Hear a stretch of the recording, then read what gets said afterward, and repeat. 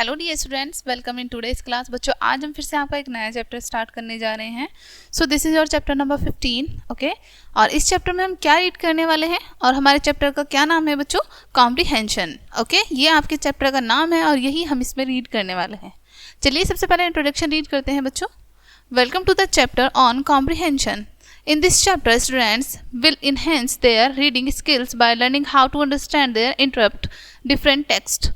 ठीक है बच्चों, यहाँ पर आपको बताया गया है, सबसे पहले आपका ये स्वागत कर रहे हैं कि कॉम्प्रिहेंशन के चैप्टर में आप सभी का स्वागत है। और इस चैप्टर में बच्चों आप क्या सीखने वाले हैं? आप इन्हेंस करने वाले हैं अपनी रीडिंग स्किल्स को, ठीक है, और समझने वाले हैं कि किस तरीके से आप इंटरप्ट करते हैं, ठीक है, डिफरेंट टेक्स्ट्स को, okay. We will practise strategies for identifying keys ideas, making interfaces and drawing conclusions। ठीक है, आप इस चैप्टर में क्या क्या सीखने वाले हैं कि आपको किस प्रकार से जो आपके डिफरेंट आइडियाज़ हैं उन्हें कैसे बताएंगे, ठीक है, making interferences and drawing conclusions. ठीक है, कंक्लूजन भी आपका बहुत इंपॉर्टेंट होता है, ठीक है। By developing these comprehension skills, you will be able to grasp the meaning of various passages more effectively and answer questions with great confidence. ठीक है, सो ग्रेटर कॉन्फिडेंस। ठीक है बच्चों, यहाँ पर हम इस चैप्टर में बहुत सारी चीज़ें सीखने वाले हैं, ठीक है। चलिए रीड करते हैं और अच्छे से समझते हैं कि हम कैसे करते हैं, ओके। सो ए रीड करते हैं। Read this passage about a boy who loved animals. ठीक है, ये पैसेज है एक लड़के के बारे में है बच्चों, जो कि हमें बताया गया कि एनिमल्स से बहुत ज़्यादा प्यार करता है, ओके। चलिए रीड करते हैं। Virat loved animals. ठीक है, उस लड़के का नाम क्या है यहाँ पर? विराट। विराट एनिमल्स से बहुत ज़्यादा प्यार करता है, ठीक है। He always wanted to be in the company of animals. ठीक है, वह हमेशा अपने आसपास क्या चाहता है कि उसके आसपास हमेशा एनिमल्स रहें, जानवर रहें। And as luck would have it, यानी कि भाग्यवश, he has found a job in Sadipur zoo. ठीक है, भाग्यवश उन्हें एक सादीपुर जू में, चिड़ियाघर में क्या मिल जाती है? एक जॉब मिल जाती है। From morning 8:30 AM to 5 PM। ठीक है, उनकी जॉब का टाइम कब से कब तक है? सुबह 8:30 बजे से शाम के 5 बजे तक, ठीक है। He was always busy with the tigers, Lions, monkeys, snakes, bears, wolves and hyenas and several birds like peacocks, parrot, emu and the seagulls. ठीक है, तो ये सभी वहाँ एनिमल्स हैं जिनके साथ वो कैसा रहता है? हमेशा बिजी रहते हैं, ठीक है। और कुछ उनमें बर्ड्स भी हैं, ठीक है बच्चों, जो यहाँ पर आपको नाम बताए हैं, जैसे पैरट, पिकॉक, ठीक है। Next, Virat was suppose to clean the cages with the help of 2 attendants. ठीक है, विराट वहाँ पे क्या करता है? 2 अटेंडेंट्स की हेल्प से उनके केजेस, यानी कि उनके जो पिंजरे होते हैं जानवरों के, उन्हें साफ करता है, क्लीन करता है। Then he would feed the animals twice a day and supervise the other workers from time to time। ठीक है, उसके बाद क्या करता है?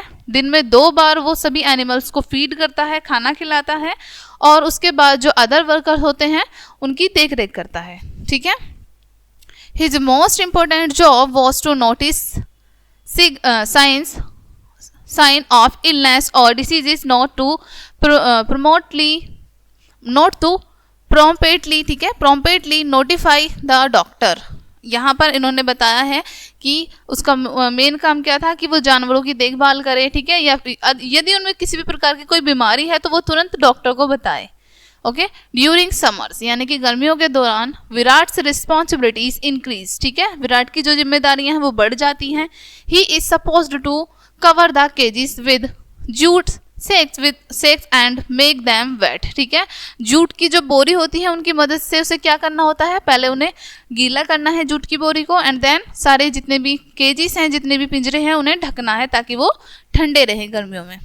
टाइम एंड अगेन, ठीक है, बार बार। To give a cooling effect, ताकि उन्हें कैसा इफेक्ट मिलता रहे? सभी जानवरों को कूलिंग इफेक्ट, ठंडा इफेक्ट। द प्रीवियस समर, ठीक है, जो पिछली गर्मियाँ थी, द लायनेस हैड 4 cubs। तो जो लायनेस है, शेरनी है, उसको 4 बच्चे हुए थे, ठीक है। Virat would feed them very easily with the help of milk bottles. ठीक है, विराट उन बच्चों को बहुत आसानी से फीड करता था मिल्क बॉटल के से, ठीक है। The lioness absolutely refused to all anyone near the cage except Virat. ठीक है, जो शेरनी है वो किसी को भी अपने केज के आसपास नहीं आने देती थी, सिर्फ विराट के अलावा, ओके केवल विराट को ही वो आने देती थी अपने केज के आसपास, अदरवाइज किसी को भी परमिशन नहीं देती थी। Animals immensely love their keepers and get used to them by accident to take place। ठीक है, यहाँ पर बताया गया बच्चों कि एनिमल्स जो होते हैं जो उनकी देख रेख करते हैं उनसे बहुत प्यार करने लग जाते हैं एंड कुछ दिनों बाद उनसे बहुत ज़्यादा अटैच हो जाते हैं। ठीक है, लेकिन दुर्घटनाएं होती रहती हैं। ठीक है, if animals are emotionally upset due to the death of parents or siblings they become angry irritated। ठीक है, एनिमल्स जब इमोशनल हो जाते हैं, ठीक है, चाहे किसी वजह से वो परेशान हो या फिर उनके पेरेंट्स या सिबलिंग में से किसी की डेथ हो जाती है तो कैसे हो जाते हैं, वो बहुत ज़्यादा एंग्री हो जाते हैं और इरिटेट हो जाते हैं।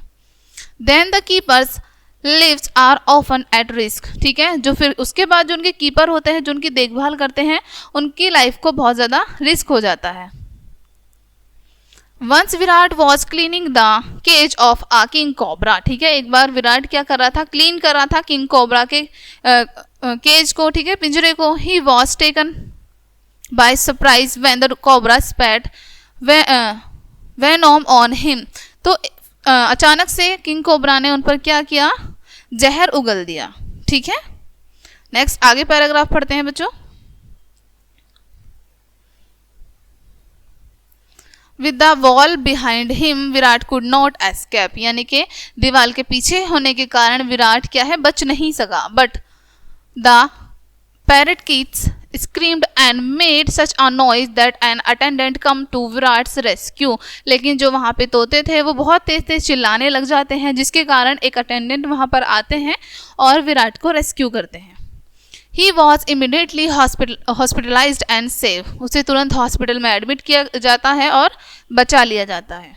But this accident did not discourage him. लेकिन इस एक्सीडेंट से भी विराट डिस्करेज नहीं होता है। Okay, after he was discharged Virat went straight to meet the king cobra and the doctor told him that on the faithful day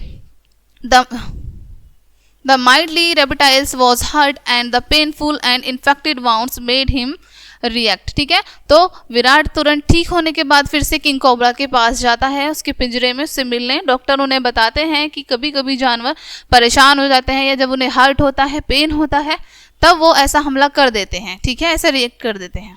Virat smiled lovingly at the snake forgetting all his woes. ठीक है, तो विराट जो है smile करता है snake को देख के और अपने सभी परेशानियों को भूल जाता है। तो ये हमने अपना पैराग्राफ काफ़ी अच्छे से रीड किया बच्चों। अब हमें क्या करना है, first answer the following questions. यहाँ हमें कुछ क्वेश्चंस दिए हैं जिनके हमें आंसर्स करने हैं। ओके, फर्स्ट है यहाँ पर विच जू वॉज विराट वर्किंग इन। अब हमने ये स्टोरी अच्छे से पढ़ी है। ठीक है, तो यहाँ पर आपको बताना है कि विराट किस जू में काम करता था, किस चिड़ियाघर में काम करता था। तो कौन सा जू था वो बच्चों, वो था सादीपुर जू। ठीक है, जो कि आपकी स्टोरी में आया है। ठीक है, यहाँ पर आपको बताया गया है विराट यहाँ पर बताया है कि कौन से जू में काम करता था, सादीपुर जू। तो आप यहाँ आंसर में लिख देंगे। ठीक है, सादीपुर जू वॉज विराट वर्किंग। ठीक है, इन। नेक्स्ट है यहाँ पर नेम 4 एनिमल्स एंड 4 बर्ड्स इन विराट्स जू। यानी कि जिस जू में विराट काम करता था वहाँ पर जो 4 एनिमल्स के नाम लिखने हैं एंड 4 बर्ड्स के। ठीक है, आई होप ये आप अच्छे से कर देंगे। यहाँ पर एनिमल्स एंड बर्ड्स के नाम बताए हैं। जैसे एनिमल में आप लिख देंगे टाइगर, लायन, मंकी, स्नेक। ठीक है, और बर्ड्स में आप लिख सकते हैं पिकॉक, पैरट, ईमू। ठीक है, एंड सीगल्स। ठीक है, सो ये आप लिख सकते हैं यहाँ पर नाम। What was Virat suppose to do in the zoo. Virat जू में क्या करता था बच्चों। सो हमने पढ़ा इस चैप्टर में, यहाँ पर जो हमें स्टोरी दी है इसमें हमने पढ़ा कि वो जानवरों की देखभाल करता था। ठीक है, उन्हें फीड करता था। तो यहाँ हम आंसर लिख देंगे। Okay, what were the responsibility of Virat in summer. गर्मियों में विराट की क्या रिस्पॉन्सिबिलिटी थी, हमने इस चैप्टर में इस पैराग्राफ में रीड किया बच्चों कि उनकी रिस्पॉन्सिबिलिटी थी कि जितने भी सभी केजीज हैं वो उनको जूट की बोरी से कवर करें। ठीक है, वेट करने के बाद, ताकि वो ठंडी रहें। What happened when Virat entered the cobra's cage? What was the reason of the accident? तो अभी हमने ये रीड किया कि विराट ने जब कोबरा के केज में एंटर किया तो क्या हुआ, कोबरा ने उन पे अटैक कर दिया था। ओके, एंड देन रीज़न क्या था उसका, वो हमें बताया गया था। एक्सीडेंट का रीज़न क्या था कि कभी कभी जब एनिमल्स परेशान हो जाते हैं, ठीक है, उन्हें पेन होता है तो वो ऐसे रिएक्ट कर देते हैं, ठीक है। तो हमने ये अच्छे से पढ़ा। नेक्स्ट बच्चों हमें यहाँ क्या करना है, मैच द फॉलोइंग एंटोनियम्स। एंटोनियम्स यानी कि जो अपोजिट वर्ड होते हैं उनसे मैच करना है। जैसे फर्स्ट यहाँ पर लव्ड, लव्ड का अपोजिट होता है यहाँ पर आपका हेट, ठीक है। नेक्स्ट है आपका क्लीन, क्लीन में होता है आपका अपोजिट डर्टी। वेट का होता है आपका ड्राई, बिहाइंड का होता है in front of, upset happy, ठीक है। सो ये आपको अपोजिट वर्ड यानी कि इनके एंटोनियम से मैच करने हैं, ओके। नेक्स्ट है right superlative degrees of the following adjectives, ठीक है। यहाँ पर कुछ एडजेक्टिव्स हैं जैसे कंफर्टेबल एंड इंपॉर्टेंट, इनकी सुपरलेटिव डिग्री लिखनी है, ठीक है। तो कंफर्टेबल की होती है आपकी मोस्ट कंफर्टेबल, ठीक है।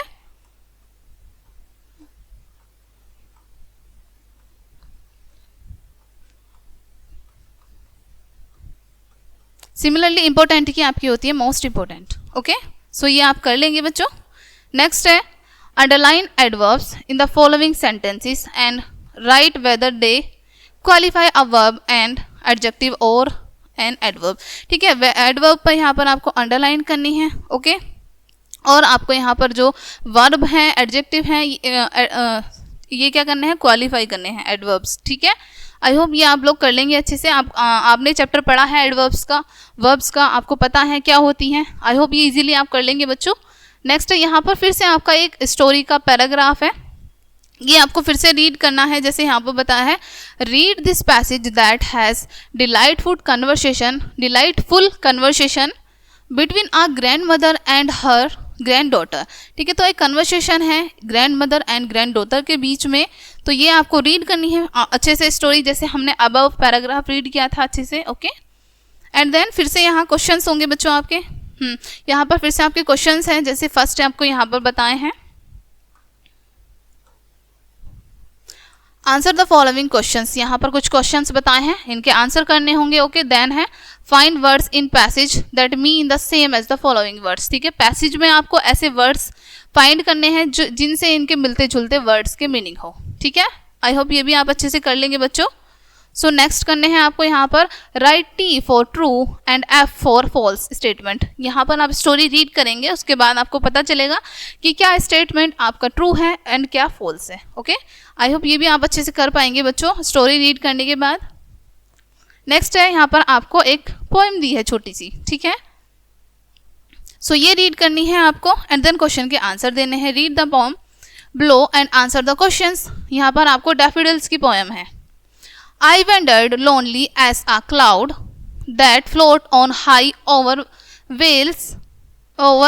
valleys and hills, when all at once I saw a crowd, a host of golden daffodils, beside the lake, beneath the trees,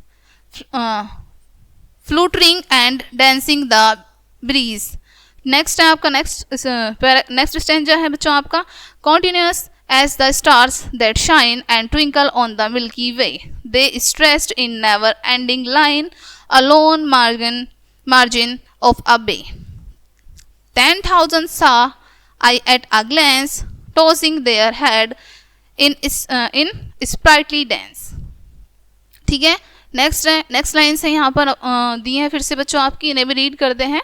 The waves beside them danced, but they outdid the sparkling waves in glee. A poet could not but be gay in such a jaunced company. ठीक है। I gazed and gazed, but little thought what wealth the show to me had brought. ठीक है। For often when on my couch I lie in vacant or in pensive mode, they flash upon that inward eye which is the bliss of solitude, and then my heart was pleasure fills and dances with the daffodils. ठीक है। सो ये आपकी poem है, ये आप अच्छे से read करेंगे बच्चों, ठीक है। और इसके राइटर हैं आपके विलियम वर्ड्सवर्थ, ओके। फिर से आपको यहाँ क्वेश्चंस दिए हैं, जैसे अभी हमने अबव पैराग्राफ में स्टोरी रीड की एंड आंसर दिए, क्वेश्चन के आंसर अच्छे से किए। सिमिलरली आपको ये पोएम अच्छे से रीड करनी है उसके बाद आपके क्वेश्चंस के आंसर करने हैं यहाँ पर। नेक्स्ट है यहाँ पर look up and right meaning of these words in dictionary.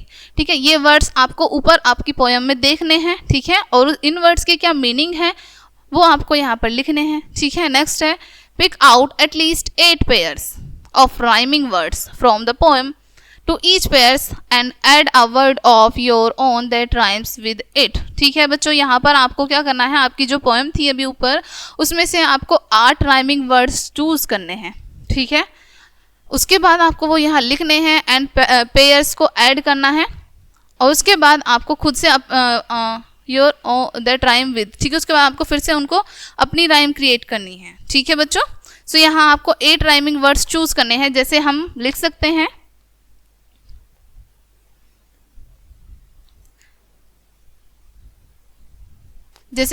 हैं, बच्चों यहाँ पर आपको शाइन लाइन, ठीक है, ग्लैंस डेंस्ड, ये आपके राइमिंग वर्ड्स हैं। तो हम इस प्रकार से इन्हें कर सकते हैं बच्चों, आपको 8 पेयर्स करने हैं।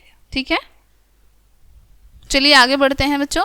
Pick out and write at least 5 adjective and 5 adverbs from the poem. ठीक है, आपको 5 एडजेक्टिव्स लिखने हैं एंड 5 एडवर्ब्स लिखनी है पोएम में से। आपको पता है एडजेक्टिव्स क्या होते हैं एंड एडवर्ब्स क्या होती हैं, अच्छे से आपने पढ़ा है।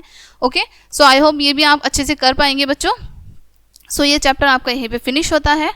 मिलते हैं नेक्स्ट वीडियो में एंड आई होप ये चैप्टर आपको अच्छे से क्लियर हुआ होगा। Thanks for watching.